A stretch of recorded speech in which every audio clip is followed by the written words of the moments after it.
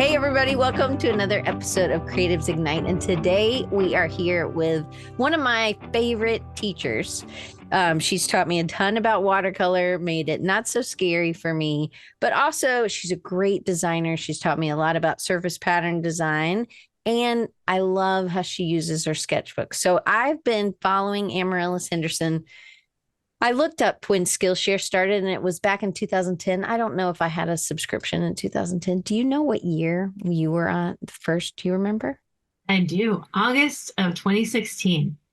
20. Okay. So probably since about then, I started consuming your stuff on Skillshare. You had a lot of energy and I loved your colorful watercolors and you just made it so that it wasn't so there are a lot of teachers out there that with watercolor, I felt like, oh, I can't do it. I'm just going to mess stuff up. And sometimes, watercolor's sort of easy to mess up. And I was really frustrated with watercolors, but I love the way you teach. And this is one of the reasons that we've had you on lots of times. We had you on last year and it was kind of like, where are they now? So I will link that in the show notes. But and the other episodes I'll link down. But this episode is really about how you use sketchbooks. I'm in your group. So you have a group and you've taught me about the pro method of, I can't remember what all the PRO stands for, but anyway, go ahead. No, that's okay. But basically taking your art and putting it through Photoshop to polish it up, right? Yeah. And so that it could be on like prints over here, right? Maybe if I misspelled something, it's not the end of the world, right? I can put it on there in Photoshop or maybe putting something like that on a sketchbook. Or you do a lot of surface pattern in textiles. So you have fabric companies that you work with a lot. And I always worry, oh, if I mess up, I mean, some of it's just Photoshop, but some of it is making it repeat patterns. And I just love the way you teach. But one of the things I love by being in your group, I get to, there's this thing at the end of every month, the last Thursday of every month. If you join, you can be in there too. It's awesome. She goes over the camera, has the camera, and we all draw something. She has something for us to paint and draw, and we get to see. And there are times when Amarilys, I'm like, I don't know how she's going to save this one. And I love that because she never gets her panties in the wad. She's never anxious like I would be and give up. And maybe it's just that you've done it for so many years, but I love that you just keep going. And there is like, now I see, oh, Diane, you just need to keep going. So, Amarilys, I probably didn't do a great job of introducing you, but could you No, give could it's you give, great to be on here because you always take so much time to say nice things that I'm just sitting back and going, thanks, Diane. That's so nice. well, there are times where I have been, when I've been frustrated as an artist, I just go back. You have a whole bunch of videos with the community that I'm a part of and the courses that I've taken that I just go and I have spent weeks with you without you even knowing, right? I just draw and I do all these exercises. And sometimes for me, that's what I need to kind of come back to basics of being more exploratory or even just feeling like let's just get back to basics. Let's see how this brush works and let's see how I can push it. And I think you are such an explorer. You have a Skillshare class called Watercolor Playgrounds, which you've actually created a whole series line of fabrics, I think, that are your playgrounds, right? But we're going to talk about today is your sketchbooks and how you play, because some people use their sketchbooks just to take notes and some people use their sketchbooks just as idea. And then they'll pull a real piece of paper, fancy arches, hard watercolor paper, not hard, you know what I mean? Thicker watercolor paper. And it'll have to be then to do the final piece. But you don't do that. You use things that are in your sketchbook. So give them a better intro than what I did. Who are you and where are you and what do you do? Well, I don't think I could, but you did ask me to bring out my sketchbooks, and I got out a few. And as we were talking before, It's like I don't even know what's in them half the time when I open them up, but I'm willing to show you. So yes, I do use my sketchbooks for just about everything. Every morning I get up and I plot myself here in my pink robe. Sometimes you'll see that bathrobe in my Instagram videos because this is my life. And then I just go for it. Sometimes I work on something specific, sometimes I'm doodling, and then I put that sketchbook in my purse. I take off for my day, chase after my kids, and do the things that I need to do. Of course, I still have client work, and I'll do that on either within there or on some other paper that's, a little more profesh that scans easier on the flat scanner bed. But my process has been I want to make, I must make creativity my priority because everything I do comes out of that. What I so often see artists turn designers do, or, that's an interchangeable term, I think, in this group, is that I'll hear them say, it's been such a long time since I've painted. It's been such a long time since I did something that I just wanted to do. And I'm thinking, what are you doing? Like, that is where everything comes out of. That's what made you want to get into this. And so the further you get away from your creative practice, the closer you're getting to some form of burnout or at least compromise in your spark, like what you bring to the table. So making that my priority and then also having projects that are more, parameters are given. Cool, let's go. I'll do that. But I always have this stack. I feel like like I'm in one of those photos where you can like hold something or look like Hold you're the holding something. moon. I always have Yeah. this stack of work that I want to be able to just pull out, and I will often then see it become a thing, which is just full circle, so exciting because without meaning to, I've created a body of work that's actually useful. But I don't start with that intention. You're playing. You're coming and you're doing it as regular practice. Now, so sometimes you've you've authored a bunch of books. So sometimes there's a specific thing that you're working on building a body of work around the Yes. faces or the animals or other things. But then there's things for clients, which I still think maybe the books are also sort of client as well. But um I don't know. So do you have different sketchbooks for different things? Do you keep different sketchbooks for different clients, or are you just using this sketchbook until you finished and keep moving on to the next one? You know, since I can look back and look further and further and further back, and I've been one of those girls that always wanted to draw or liked drawing. I don't think I have been very structured with this is this sketchbook and this is that. I've I've had my moments of trying it, and I'll tell you that most of the time I have three sketchbooks kind of in play. Mm-hmm. And so it's not, it could be that that one's in my purse and right now I'm here and that's just not going to happen. Or it could also be that um, I just like the different sizes of paper. I need something bigger, whip out a different one. So even when I look at my sketchbooks, it's like, well, this is from this range to that range, but it's not entirely chronological because there might be one working in tandem. The closest I got to being organized in my sketchbook and having those kind of categories was one that had four signatures. So if you're familiar with bookbinding, usually a book has one bunch of pages, and in the middle, you can see how it was folded, and they are just clapping on each other into eternity, right? Or how many pages you have. Well, in this one, there were four of those. Mm-hmm. And I thought, ooh, this is so cool. Because then I can go to this page and do this kind of stuff. And I can go to the other section and do that, kind of like a 3 subject or 4 subject, 5 subject kind of notebook. Mm-hmm. That didn't stick either because of the whole page size and just, I don't know. I want to be able to jump around. But the point isn't to have a diary. It certainly has that sort of an end result a lot of the time, but it's not chronicling what I've done. It's me exploring. It's me saying, you know what I'm creating right now, nobody has to see. I think a lot of the time when we start creating, we think of what other people will say when they see what we're doing right now.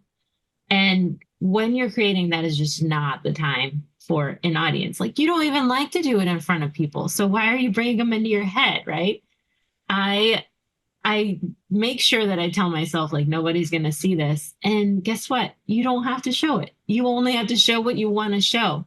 And I think that for whatever reason, we think that it's dishonest to not show everything. Like, oh no, I don't want to be the highlight reel person. Well, you can show your bad work, make one Instagram reel on all the bad work and call it a day, and you've done your part of being authentic. But I I need to know that this is private. And then I can decide when once it's done if it'll go in the portfolio or if it'll just be another page that I flip. So it's really important that I come to it with that feeling of exploration where I'm trying to make a letter with this square brush and using shapes like triangles and squares to make up the letter A rather than doing it in a more like hand lettering calligraphy kind of style. So that's where I get all my ideas out. I get a lot of feelings out too. So that's another reason that I want to keep it private if I want to. Mm-hmm. Yeah. And share when I'm ready. I think there's just no room for pressure in the art room. And you can give yourself pressure later. Like think when you start thinking like a designer, which is part of my process too, then I'm starting to edit. Then I'm starting to think more critically. And I do need to put my artist, at a chair for a second. I'm like, okay, thank you for your time. I'm going to take it from here. and and you need to be able to just, literally cut and paste at that point. Well, go ahead. Well, one thing I was going to say, so that shocked me, I think, when I saw that you were, I think it was one of the times this summer, maybe in the spring, when you were looking, we were looking at your sketchbook on one of those Thursday nights as part of the community, and you were just flipping through, and there was just so much good stuff, but it was so different. Some of it was very different than what I had seen you do, or it did have like, wow, you were really exploring. But the other thing was, oh, this is a real piece that it's somewhere else. Like, did you not remake this before you made that card? Or oh no, I don't have the patience for that. But I think that other people might not know that. Like, wow, you're actually, even if there's a mistake, which I love that you do your type on another layer, and you're not going to put your type straight on because what if you misspelled something? You can draw it again, and then the whole thing's not ruined, right? Yeah. But I don't know if you know what sketchbook I'm talking about, but like you are one of the only people I know that has so many spiral bound. Like you should be on the cover of those spiral bounds because your artwork because you do use those a lot. And I think, okay, well, they lay flat and I don't even know how you're going to don't worry. I'm not going to go through all of these. But you do use different sizes. Before you started talking, I was like, maybe we just need to open some up. We won't go with the small ones. The small ones are really like, those are just ideas. They're like thumbnails, Mm-hmm. Like I don't really do that much anymore. Do you use those in pencil, or would those be watercolor still? When I do a thumbnail, I use a like thin Sharpie, that type of a marker, just because if I use pencil, I will erase. And, I just want to work out the idea. And it's more so for composition that I'm doing it, especially if I'm thinking of doing like a greeting card where the text and the art need to kind of play together a little bit, keeping it small. I mean, that's the whole point of doing a thumbnail sketch. You keep it small so you can do it fast and you're not tinkering Hmm. with anything. But I think I want to see about what year this was. So you've brought up watercolor playgrounds before, and just kind of a quick overview of what I mean by that is around, I think it was 2017 or 2018. I grabbed a sketchbook and I had a preschooler. We were in the process of adopting our second kiddo. And so, anyways, we were on the go. And I found it not super convenient to have watercolors with me all the time. You won't hear me say that again because I do. And I'm a big proponent of like, get a travel thing. Like if you like to paint, just bring your paints. It's gonna be fine. But what I was doing is I would prepare the page with a blob, a circle, which I think you're familiar with too. Hmm. And then that way I could take dry media with me, markers, pencil, whatever, mostly markers, and I could make something out of it later. And so that was start with a shape, and then that became a little more fluid than that, where I would create what I came to call watercolor playgrounds because they were just places for me to play with watercolor. It's not that complicated, but I'd often have to stop and look at it and just kind of imagine what this could be. And often, too, I would do client work and have one of these pieces on the side where while I'm waiting for something to dry, then I just like do whatever I wanted to do over here and come back to business over there. I'm going to change my camera real quick here. Love it. We So can this see it. this sketchbook, I think this is when I discovered Posca markers and was really trying to get the hang of them. Everyone made them look so cool, and I wasn't real sure that I loved them.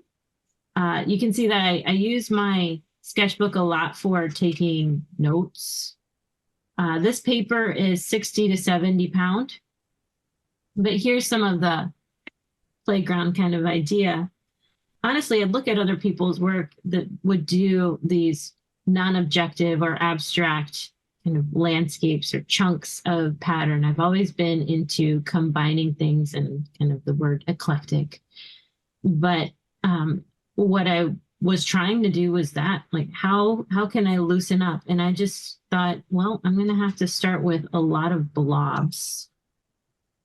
I feel like I need to pre-look at some of these. But that's part of the fun. But that's what I love that you're taking notes, but then you're putting and I don't know if you're listening to things or if you're listening to Mhm, music or you're watching a TED talk or listening to a book, mhm. but Yeah. sometimes it does feel like you're listening to something. And like this one, I love this one. I don't know if I've ever seen this one, but I love like the exploration of that tree on the other page, and then you Mhm. do layer a lot. And I think Yeah. that sometimes um it can be hard. And sometimes like I can see some of those letters in that the I know this is Jerry's Artorama because it said reflections on this. That's the type of sketchbook because I'm a sketchbook nerd.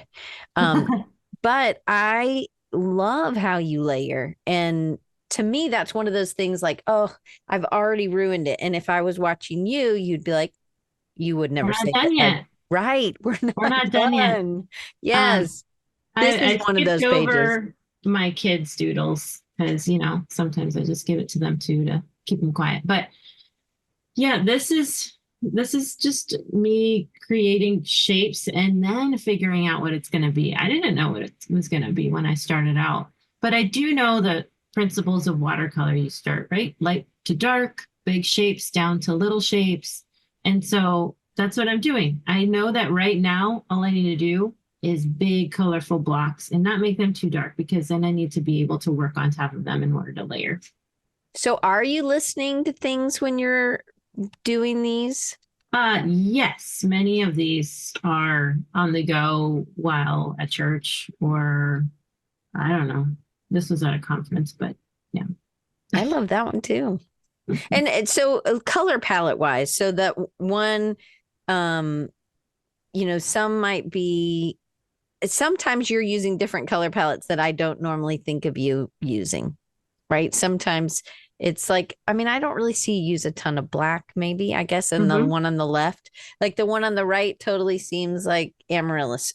But Mm-hmm. then if there was something that, like, there was something on this piece, this is what I love about you. You would be like, okay, I'm going to take this one thing on the left and this thing on the right and the thing on the top right. Not, I'm going to scan that in and use those. Me, I'd be like, the whole thing's ruined.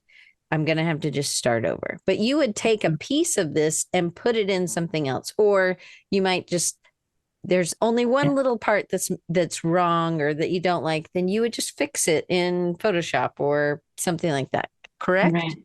Right. And what I find interesting about hearing you talk about this is that these design programs, what's possible. So yeah, if you don't like one of these butterflies, we don't have to use it. But the whole thing hasn't gone to waste. That purple spread that we were just looking at, not butterflies going on here. I did make patterns from both of these.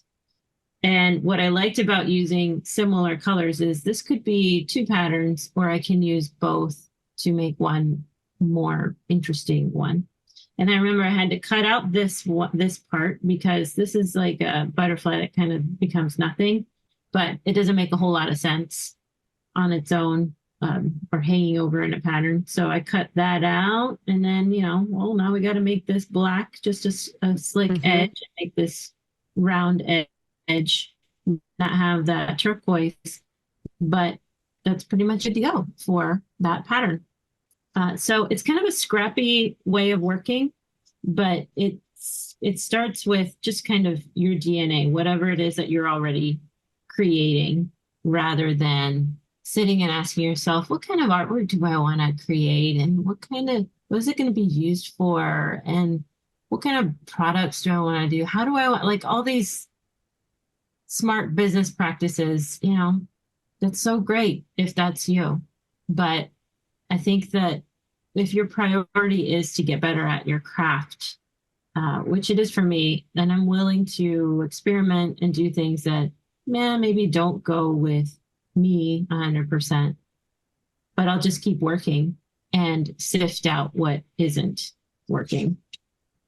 Well, I think if you weren't making, there's no sifting. You have to use whatever you've made. But because you're making regularly, you can say, I like this. So one of the questions I've asked a lot of other people during this segment of sketchbooks is, how often are you going through your sketchbooks, your old sketchbooks? Hmm. How often am I going through them? Yeah, like if for the purpose of pulling out work that's good. Mm-hmm. Pretty often, because I lose track of what I've scanned and what I haven't. So I have found that I've got to scan most of it, and I'll just have these scans as digital files, and then I'll sift through that. So maybe that's what I would sift through. Mm-hmm. But like this page, I remember seeing this during that Thursday night thing, and I was like, wow, this is very different. It was for you, but it's also like, for me, it's really impressive or encouraging, inspiring to know that you're trying to do different things all the time too. And there's just lots of things that are different. You're kind of inside of a color, you're doing kind of a pattern. But to me, it was like, wow, these are really playful. And instead of thinking the whole thing's messed up because you made the cat have 6 legs or something, which you didn't. Yeah. But like, you don't ever do that. You are like, oh, I can always make him smaller. I can, take a leg off or whatever, which there's hope, I think. I don't even know if this will go with my body of work, but the reason I did this spread is because I love the artist Mary Blair, and she would typically do like kind of rooftops. She did Peter Pan. She did kind of these moody things. And so I thought, I don't really feel comfortable with that, but let's think about it. These are just polygons, right? These little Mhm. trapezoidal shapes and I don't know, some sort of castle-like stuff in the background. And I wanted to just get through the intimidation by putting washes down and then taking my black marker, which is very committal, Mm. and having to go with it. So even if I thought that the cat's head was big or I didn't really like that I put text on it, oh well, like it's there. We're done. And that's half the reason why I like to work with traditional media because when Mm. I have that undo button, I just won't get done. And so it also affects my problem solving. If Mm. I can just undo what I just did, then I can't fix it. I can't learn how to work Mm. with it. And I want to learn how to work with the work that's already coming out of me. Yeah. Do you Yeah. remember there? And this is where I spend a lot of time with you in a recording, and I can't remember if this was in real, this was on a Uh-huh. Thursday thing, or if this Recording was line. right. So there was it was like a house, it was like a scary house in the background, and then you made a river, and you were like, I guess it was going to be a road, and then you're like, why did I make it blue? Well, make a river. Do you remember? Do you know what I'm talking about?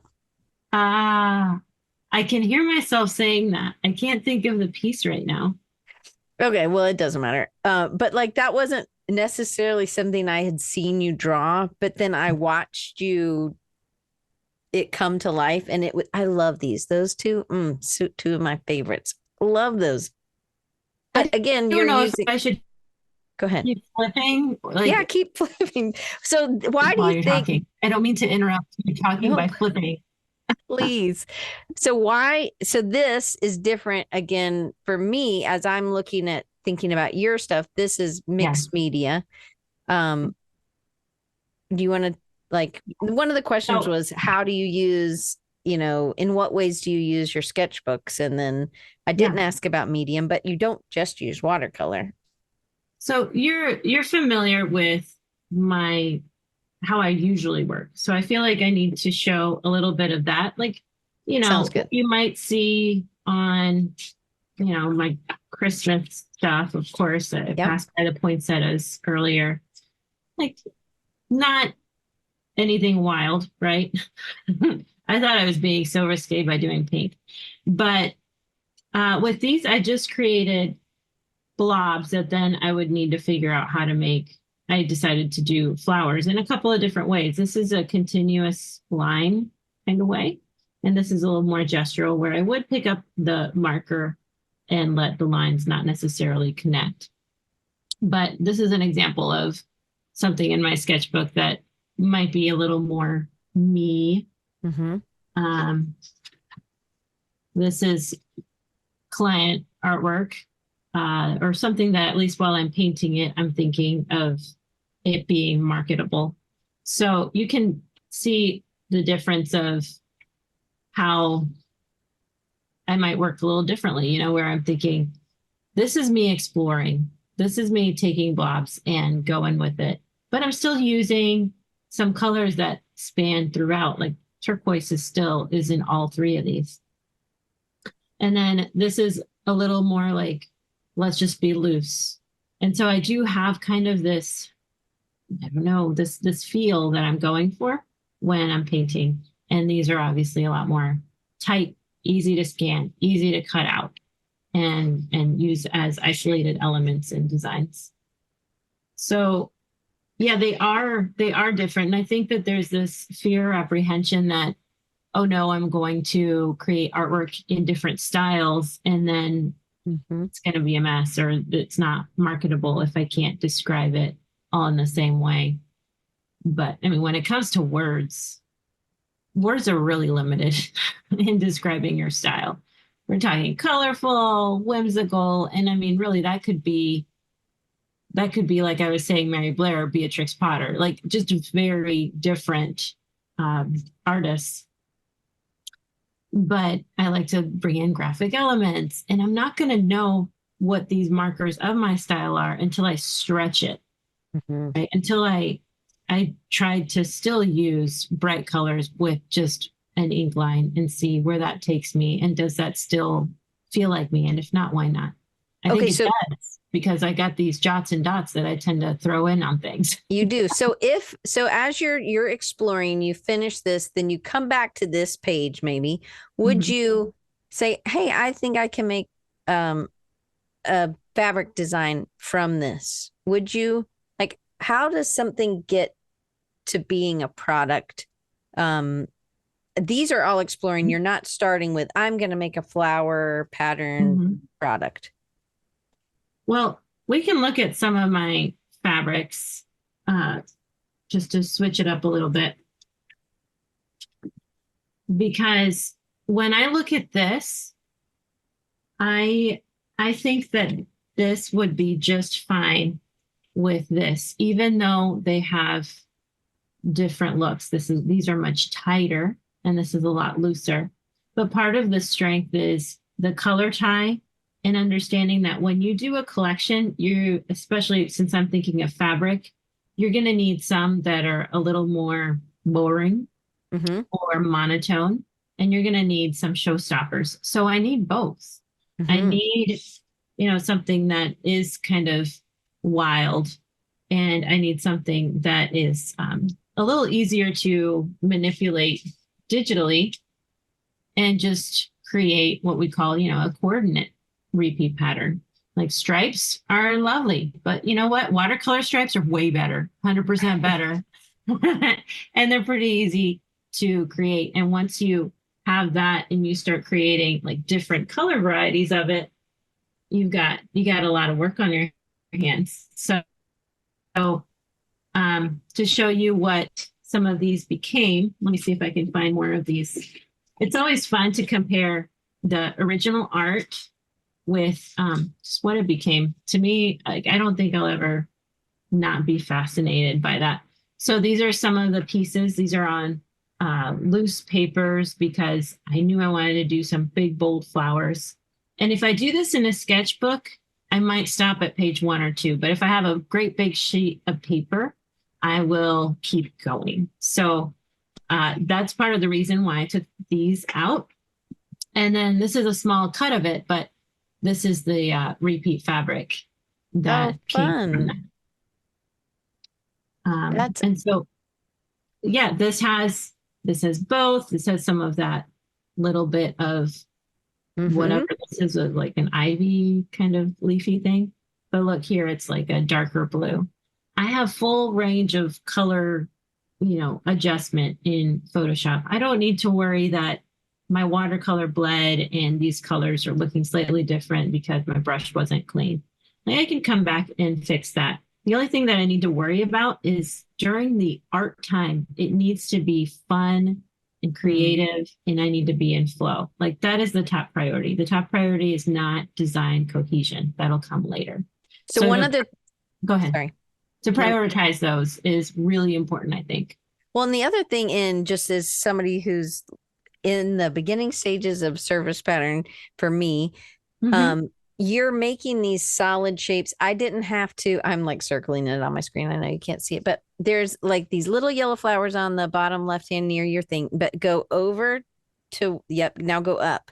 There's a flower on top of that, not the yellow one. Well, the yellow one is too, but that pink one is also on top. No, it's that one where your finger Oh, was. onward. Now, yeah, anyway, This one, no, the one to the upper left. That little pink flower. That's the little, big flower. Yeah, that one right there. little. Yes, That ma'am. one, it probably wasn't, I can't remember the original, but that one wasn't maybe on top of it in in the original. And this is what I love. This is what was hopeful to me is that you took and I now I see all these layering, but you just did this in Photoshop. You started playing. So it's kind of like I use cut paper a lot. So it kind of works in the same way. You have these elements and now you can layer on top. My composition didn't have to be what you had Mhm. on the left. And Yeah. so then there's so much flexibility, I think. And you would never know it. Like the way your patterns end up, they look like that's how they were drawn originally. Yeah. Well, thank you. But I mean, this is, as long as I have these as puzzle pieces, I can play with them over here. And it's really important when it comes to pattern design because you might see the repetition too easily if you know, coordinate things in a certain way. But if you have the flexibility to just move this leaf over just a little bit, then that will help your design process and just to make the repeat not look super predictable. So So go ahead. one other question. So to me, when you have these backgrounds, so yours are very layered, and I think that's why your fabrics or your sketchbooks or whatever, they Mhm. have such a fun feel, is that you are comfortable being bold with color. But you also have, like, in the background of the top one, there is a tone on tone kind of blue, but it Mhm. doesn't go across the whole background. There's some No. yellow background and green. And to me, again, this is permission that it doesn't all have to be super tight. But I think that's why you stand out as an artist who does it. These are things that I love about what is in your sketchbook and how it ends up. It could be a completely different composition. Yeah. So these little blue and white flowers, I can show you, was in that sketchbook I was just showing you. And it's this, much more complex than what you see here. But I found that these guys, I liked them, but they weren't really going. And that's something that at first blush, it looks like they would work just fine. But I realized, you know what? But I can't use them, but I still want to use them, but in a simpler way. And then I just made it one tone here and was able to use it in the background. This pattern that's, yeah, not going across the whole thing could be its own fabric. It could Mhm. be a coordinate fabric of this shebang. And then I wanted to show you that this was a different colorway of the same design. So they look similar, but are quite different. Actually, they're not the same design. I think what I did, yes, that's what I did. I used the same background. So look, there are those I know. flowers Yeah, there again. they are. Yeah. But in a So I different used this way. background again with different big flowers on top. And so some was in your sketchbook, some was on pieces of paper. You're combining them in Photoshop. Yes. You don't, you're not coming to your sketchbook thinking I have to have a purpose. But one thing I hope everybody hears is she's coming to her sketchbook on a regular basis. Are you touching your sketchbook every day? Just about. Yep. Like, how much time are you spending making, like, do you have certain days where you paint more? Oh, Thursdays tend to be a great day to paint longer. I think that there's something about like having to be on your computer so much Tuesday and Wednesday because everyone Mm. wakes up to email that then you feel Friday coming and you just want to carve out some time to create. That's at least my experience just about every week. Yeah. And um I enjoy like showing the variety of designs within a single Mm. collection. And in these terms, we're talking about a fabric collection. The same goes for many others. But in the fabric collections I create, not every company is this way, but there's 25 to 30 designs and prints, 25 to 30 prints. Maybe one design is used several times. So that's why I stopped myself there. But you can see the difference in a little different in style. Like these flowers are different from those flowers. Like they're not, um, they're distant relatives, but they're still family. So that's one thing. And then also considering like the simplicity or complexity of the art itself. These are more complex. Obviously, the simplest is the polka dots and then the size, the scale of your art.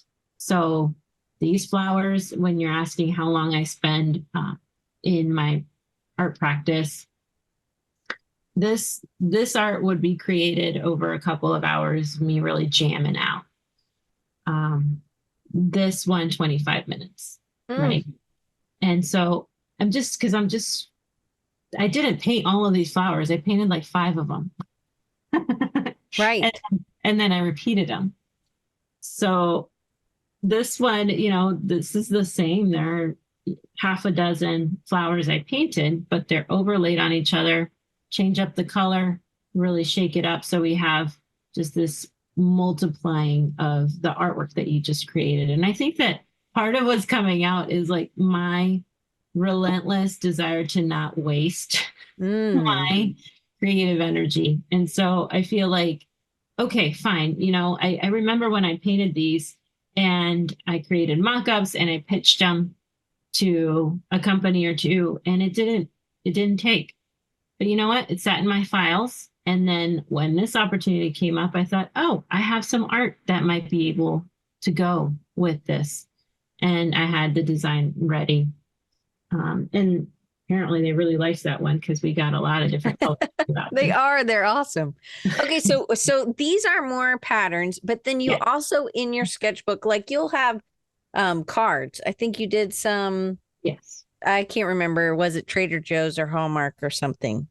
Yeah. Or American recently, Greetings. Trader I don't Joe's remember. and Papyrus have been my bigger clients. So, but those sometimes are a more composed piece. Less of like, here's these random things that I'm putting together into the composition. Because I've seen you do this in some of the Thursday things or some of the videos that I've watched, is that you actually are composing something. Maybe it wasn't as like you had a tight little sketch that you were working from, but how do you use your sketchbook to do a composition? I'm vacillating if I should go get the art, or do you want to see the greeting cards? Show me the cards. I love, she went there, and if you follow her on Instagram, she went and bought all of her cards, which I thought was so funny. Yeah, this is fun because it was like, it's a cutout. Yes. Oh, did it come out this way? There we go.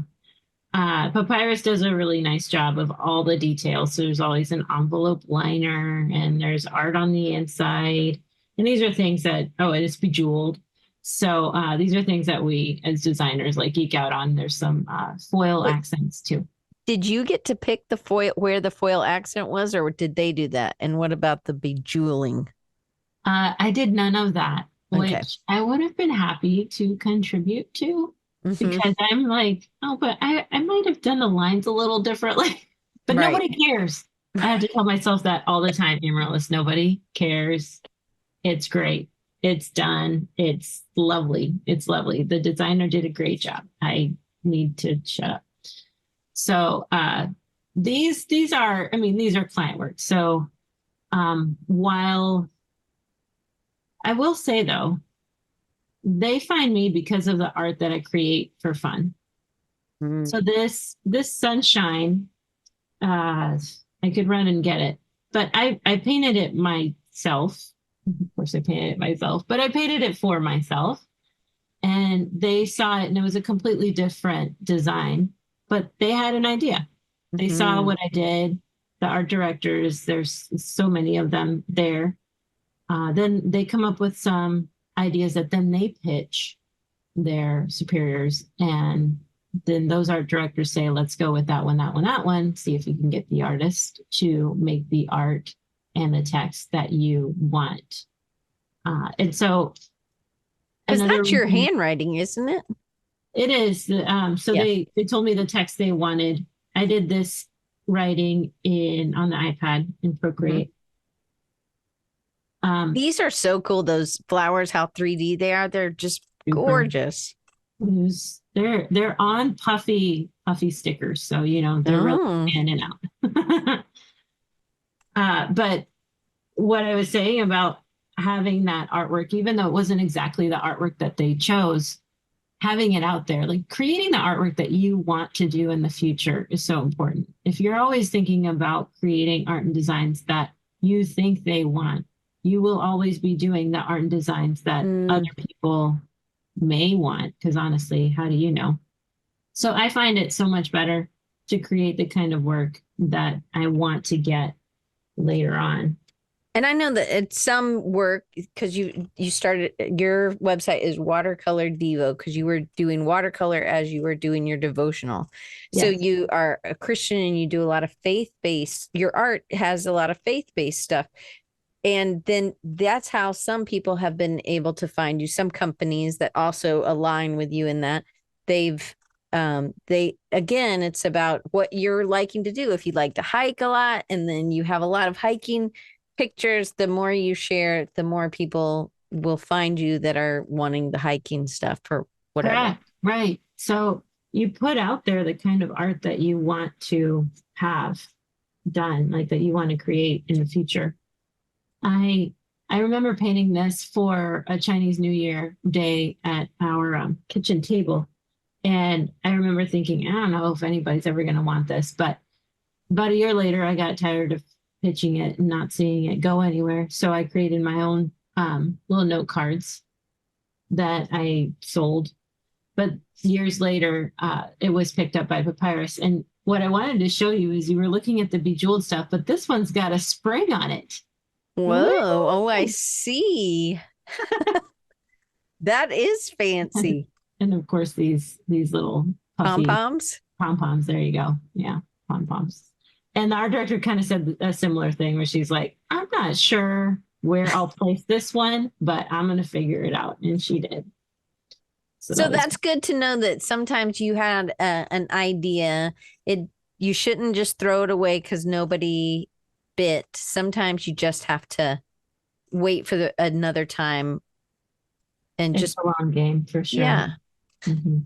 We're having a bunch of construction. I don't know if you can hear that thing beating down. It's like I can't. I turned on my face cam oh, I see. because Okay, I'm good. Because what? going to clean on here. Oh, okay. So let me ask you a couple Clean up. questions then while you're getting out new things or putting the cards back in your little things, which I think the cards are really fun. Oh, it was about composition. So like I think about that piece that I bought. Oh, there, that one, this little Amaryllis piece that's right here.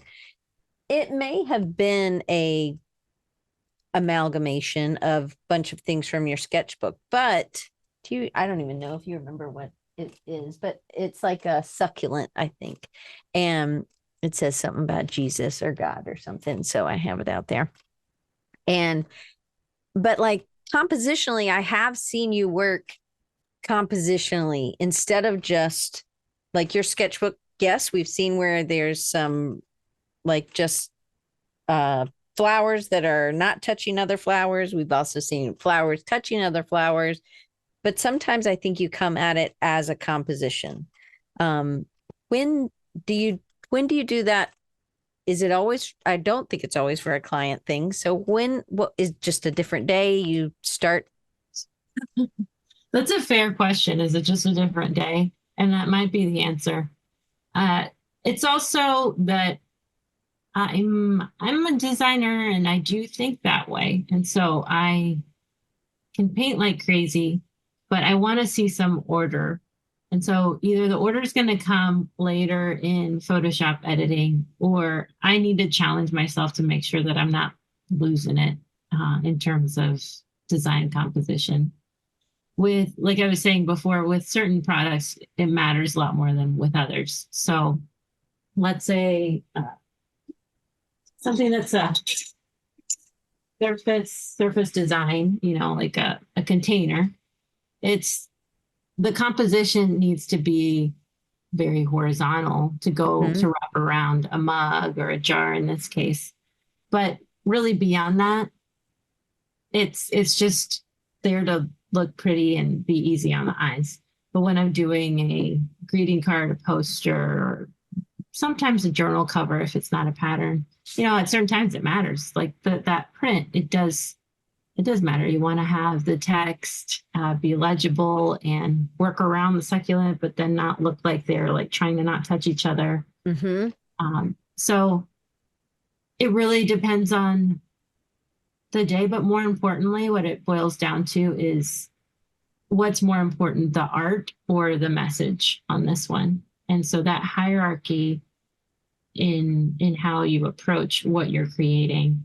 It kind of works its way through, right? Because you want something to come out of this.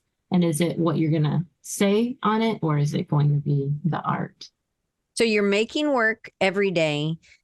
You're making work that you love every day, and definitely things that you're making things that are for clients that they've come back to you and you have to adjust. And thank goodness for Photoshop because we can make things. But could you show us anything that I don't know if you have anything that you've done on a Thursday that I'm like, ooh, I don't know, Amarilys, how are you going to save this one? Do you, because I think that it's just a point that you've done so much watercolor or so much art that you're like, I can save anything. I feel like sometimes that's like, there are some seamstresses that are like, oh, that's not totally lost. We can save it here. We just, instead of it being a dress, it's now going to be a shirt or it's going to be a hanky or something. And I feel like you have that ability. And I wish I could download some of that into me, but that is one of those things that I just need to keep going. But it's knowing that. Yeah. Are you asking for me to show something that looked terrible in real life and ended up looking good? No, no, that was no, it ends up in your sketchbook looking great, but Oh, it, okay. because you kept going, it could be everything, maybe. Yes. Um, like sometimes there's places where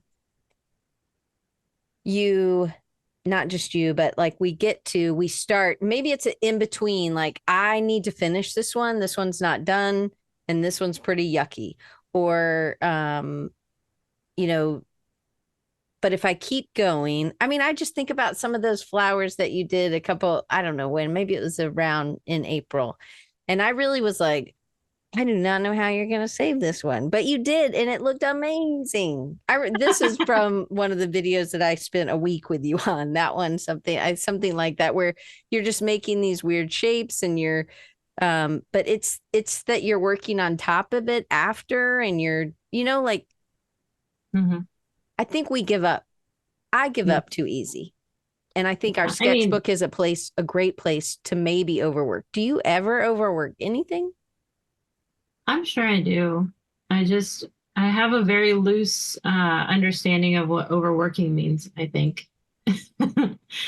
Um, the disadvantage of looking at even the sketchbook pages is you don't see the progression. Like Right. I can't like peel off the layers and make you see what it looked like at one point, because there will always be a point where it's just like, what is happening? And something that I realized is that, I do this with a lot of things. I ask myself, what's the worst case scenario? Mm. Worst case scenario, this sucks. Like worst case scenario, I make a bad painting. And I think that whatever I want to call that. But I think that isn't that kind of just such a little schoolgirl kind of complaint? I Yeah. messed it up. And that's what we're so afraid of. Like that's not that big a deal. I suppose what we're really hoping won't happen is we won't get really discouraged and then be disillusioned from creating. Well, I think sometimes we need to push it. We need to see how far we need to push because then we know where that line is. And if you never try, then you're never getting, like, I have seen you come up with the most beautiful things that I could not have imagined. If it was my work, I would have stopped and I would have said, oh, well, it's just one sheet of paper. But because you had a vision or because you've played and you've pushed, Mm-hmm.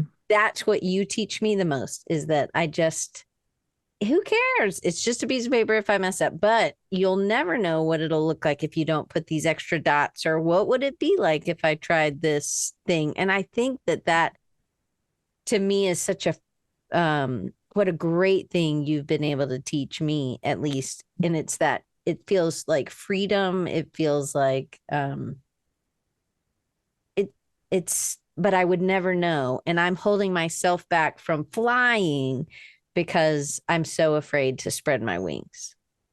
Well, thank you. and I've seen you spread your wings, right? I've actually seen you go from I don't know if I don't know if I'm an artist. I feel like you started painting and you were starting painting for years. You're like, I'm very new to this, I'm just getting my feet wet. I'm just getting used to it now. And and then I think at one point you just kind of throwing in the towel isn't the right metaphor. It's just throwing caution to the wind where you were like, I'm just going to make myself do this. The end. And that's where that magic happened. But I think that as a teacher, in any capacity, the best thing that you can impart to anyone is belief. And if you can believe that this will go somewhere, then it'll keep you doing it. It'll keep you doing it until it does. And that's what I try to do, especially when I'm live. And I'm not crazy about what's happening here, 30 minutes in, is we're just going to keep going, see where it leads, because I believe that it can turn a corner. And when you see that happen consistently enough with me, then with yourself, hopefully, then you really start to understand, like, or have that faith to attack the page quicker instead of like hemming and hawing about, I don't know if I have enough time. I don't know if I have the right colors. And it'll also just propel you to finish whatever that might look like. That's another common question. How do you know when you're done? Mm-hmm. And if you're not comfortable, you're not done. Like there is a point for sure where you can say, I've done as much as I can. We're going to walk away now. And I like to say that most often you'll come back to it tomorrow and you will realize it's not awful. You just felt awful after working on it for so long and not getting whatever result you expected. But then when you come back to it with fresh eyes, you might know what else to do with it, or you might actually be content with it. But that belief is also what makes me come back to painting every day or some sort of creative thing almost every day. I can't say absolutely every day. I do want to be careful to say that and not set like No. ridiculous expectations.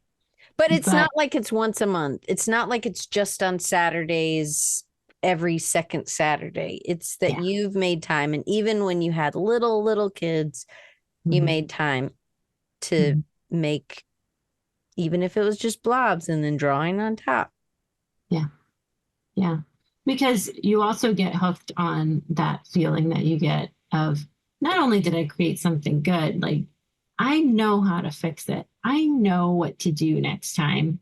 Or now I want to do this other thing next time because I didn't get to do it this time. I have a piece here that started out. It was a little bit of an exercise before one of the lessons that I teach in watercolor bold.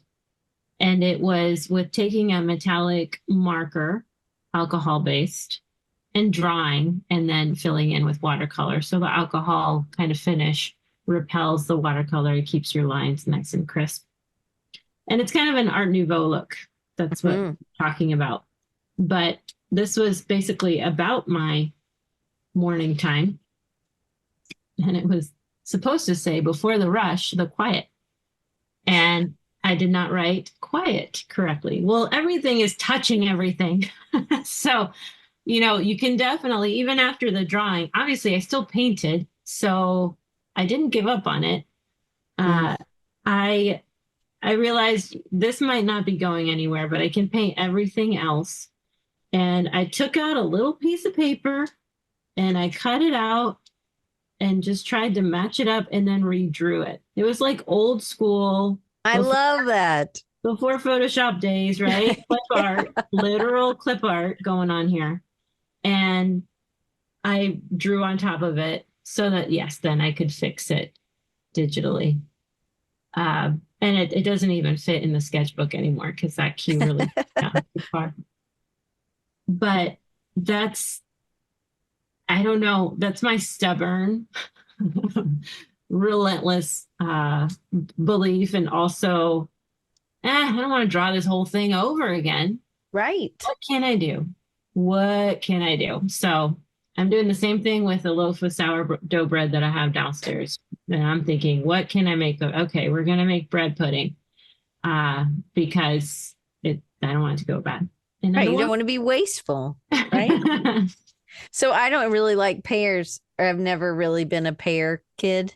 Mhm. But we had a pear tree that had hundreds of pears this year. So I was like, okay, well, I guess I'm making pear sauce. That's what I ate for lunch, pear sauce. It's pretty good. Oh, I've never Just, heard of pear well, it's sauce. like applesauce, but pears. Oh, Yeah, cool. yeah, Yeah, I get that. it was Yeah, yummy. that's So one other question, I know okay. we're at the end of our things here. So how many, this will be like lightning round. How many Oh dear. scenes as you Okay, keep, let me get at, ready. okay, I love that little guy, those little cardinals. Um, how many there, I'm sorry, how many scenes or patterns or compositions go directly to digital to adjust? Meaning maybe it's like those cardinals. Would you ever say, okay, I need another one or I need another three, or would you just take those three and adjust those three, or things like the flower? I love the example of that blue and white where you were like, it's not working. I'm going to just fill it all in. But then you ended up using it for something else. You're making me look through my sketchbooks here because like I said, they all look the same. At least like they could fall into three different categories. But And you use okay, here we big go. brushes when you paint. This is why you have such small sketchbooks, but she's always in the on the community nights, or even when she just teaches, she gets out in this big old brush. And I'm thinking she would be needing a smaller brush, which I also think, yes, is Okay. bold. But again, My watercolor one bold. inch flat. There's a Yeah. lot you can do with bigger brushes. That's the reason is because I gotta finish. Like we gotta cover some ground here. So we're gonna go big. I'm gonna flip my camera again. So you were asking what it I felt like a big question. And then I started looking for past pieces because I felt like I think I know what you mean, but Well, I'll let like you ask. how many scenes or patterns or compositions, how many things go straight from your sketchbook to digital to adjust? Or are you ever taking them to another piece of paper? Or I think most of your things go straight, like you don't repaint something, like maybe quietly. Yeah, not often. It's not often. I don't often repaint. Um, I will repaint if something is not available anymore. If something is licensed and someone is interested in, hey, you did this thing, you got any more like it? And I'm like, yes, I do. I will. And I will tomorrow. yeah, I agree. We have to create more of that. Let's go. So you create a lot of prompts for us in the watercolor bold community, but Mhm. I think you would create prompts for yourself, just as being an artist, and again doing things that you want to be doing. Why does creating prompts and challenges help you in your creation of or how does why does creating prompts and challenges help you in your creation of work? I don't know why I had that. Oh, I love that. That's so Um, cute. I'm sorry. I want to go back to your past question Please. because this is Liam is missing. We had a cat that went missing. This was done, I don't know, 2019 or so. And recently, and it did become a fabric design for paintbrush studios. But now I'm with Moda and they wanted something similar. And so I had some cardinals as well. I can't find those. But then I painted these. And it's fun to see actually how I've grown. But that's why I answered the way I did with I don't repaint unless I feel like, I absolutely need to, this is upside down, to refill, a need for a collection. Mm-hmm. But I can segue into your collection question or the elements. I am a big fan of just doing whatever you want. And then I just periodically go, nah, I got to challenge that. I've got to push myself, right? So that's, I think, what being creative means. It means really honing in on who you are, what you do, and then also challenging yourself to experiment with things that you don't feel comfortable with because you're exploring and you're trying to get better in different ways. And so I do both, right? So I'll paint things that, oh, I always paint. Obviously, I think you'll see a lot of flowers and lettering just because flowers can be any color and you can basically do anything. Have fun with it. Oh, funny. Here's the card. Oh, yeah. Um, and then I will kind of, but I wait until I'm inspired, oftentimes to create a challenge for myself, for creating like a lot of things in a series. But that's the place of prompts to stretch you a little bit.